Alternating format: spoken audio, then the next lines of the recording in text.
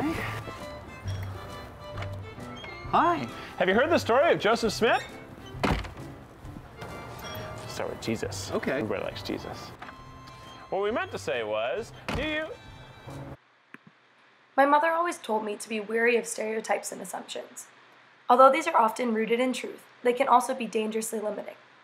I came into this class with what I thought was a very open mind. I considered myself a very accepting, tolerant individual.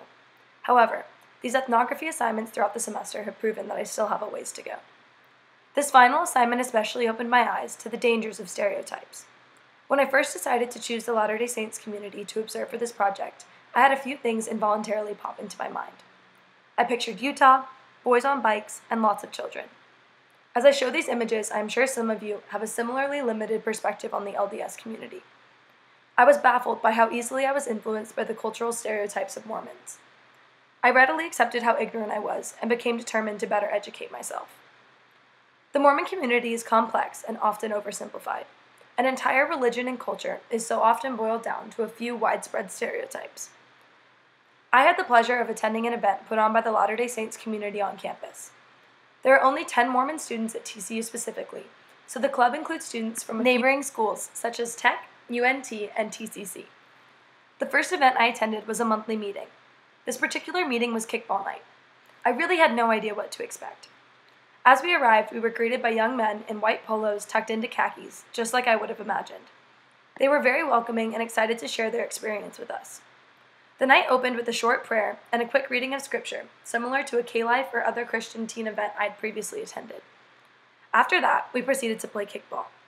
Nothing stood out as strange or even the slightest bit different, besides the boys playing sports all dressed up. However, I was told by Nick, one of the young men, that spending 2 years in the same outfit, you learn what you can and cannot do in it. I had a blast, and everyone was so willing to answer any and all questions I had. Following that event, I did email interviews with 2 other members from the organization. I asked them specifically what assumptions were the most hurtful to them, and what they really wish people knew or could understand about the LDS community. They explained to me that the biggest thing that was difficult for them was feeling misunderstood. They felt as though many people were simply ignorant to the facts of their religion, and this often led to misunderstandings. The most important facts they wanted to inform people about were the basic SparkNotes version of their faith. The basic beliefs and values of the Mormon religion stem from the teachings of the Bible. It is not until the addition of 3 more texts do the path of Christianity and Mormonism take distinct. Mormons still observe Christian holidays, and the girls told me that there are actually more similarities than differences between mainstream Christianity and Mormonism. I also found this to be the case when I attended a church service. If I had not paid close attention, it would have been very easy to miss the difference between the service and a typical Christian one.